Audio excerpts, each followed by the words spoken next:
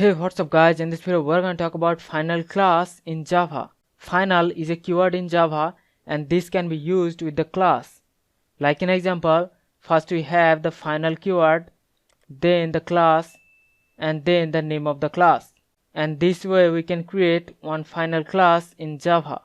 By creating one class as final, that means that class cannot be inherited by another class. So in example, if we create one subclass B and try to extend the final class A, because this is one final class, then any attempt to inherit that class in one subclass will result in compile time error.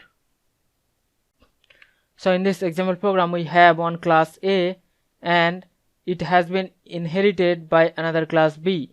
So in some cases, if we don't wanted the class A to be inherited by another class, then we can declare that class A as a final class. So we have to use the final keyword. So I'm gonna write final class A, and this way we can declare that class A as a final class. So I'm gonna save the program and I'm gonna compile and run the program, and you can see it is giving the error saying cannot inherit from final A. So because we have declared the class A as final, that means any attempt to inherit that class in any child class will generate compile time error. So hope you understand the concept of final class in Java.